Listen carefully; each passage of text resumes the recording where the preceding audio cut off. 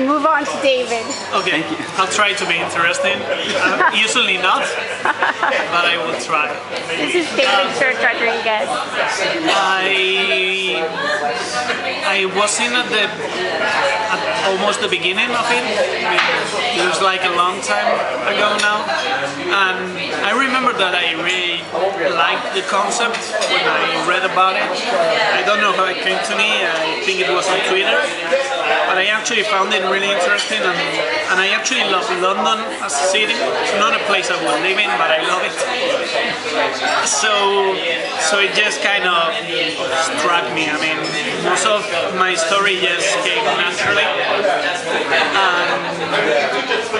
and I then sent my proposal, and I had a lovely editor who helped me a lot to improve it, and yes, it got there, and it's been really interesting seeing how everything has developed from there.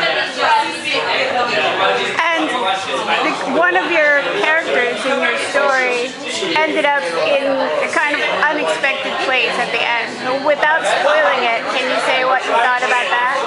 I think that was incredible because I had just seen my story as having an end, even though it was open to interpretation a lot.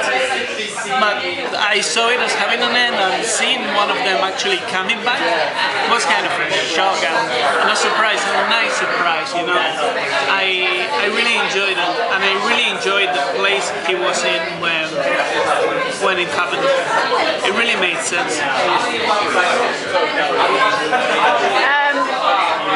What about the second book? Do you think you would like to write another story? You don't have to say yes. Just because I'm digging your picture. The thing is, I would love to, especially about seeing how the first one came out. In the end, I would love to. There's a couple of characters in there that really are pulling me in again.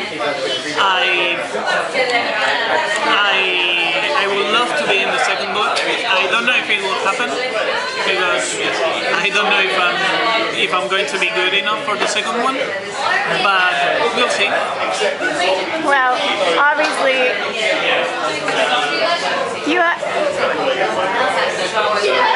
there are two good editors working on the book, if I can say that, and I think,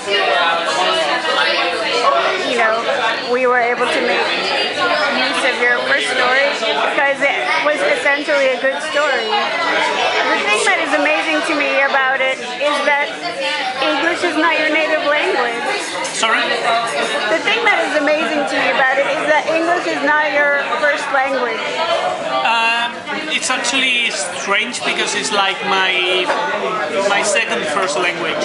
I mean, my father was English, and I was actually born in Britain, so I grew up speaking both, but I'm more inclined to Spanish. And what's actually funny about it is that I write both in English and in Spanish, but I've got a completely different voice in both languages.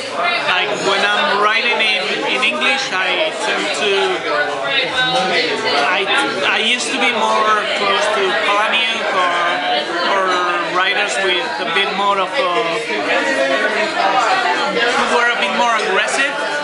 And in Spanish, I actually lean more towards Neruda and some guys who were kind of more smoothing.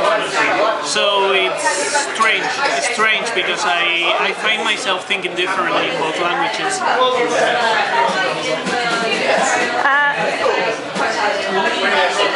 It's interesting to read people who write in Spanish and then it's translated into English. It has this very particular feel to it for me when I read it, like Gabriel Garcia Marquez or Carlos Ruiz Zafón. There's this similar, even though they're very different as writers, there's this, I don't know what it is, this kind of lovely languor in the cadence. It could be, I mean, Spanish is a really interesting language because it's really poetic. Even in speaking, there's a lot of poetry when you speak Spanish, and I think that translates to every single person who writes in Spanish. Right, that kind of poetry of the language is directly implied in what you're writing, even when it's only prose. And I think that makes all the people who write in Spanish have a similar voice, in a sense. Do you think that affects your writing in English? I don't know. Maybe it could. I mean, I am the same person, so I don't know if I'm being influenced or not. But, well, thank you. You're welcome. Thank you.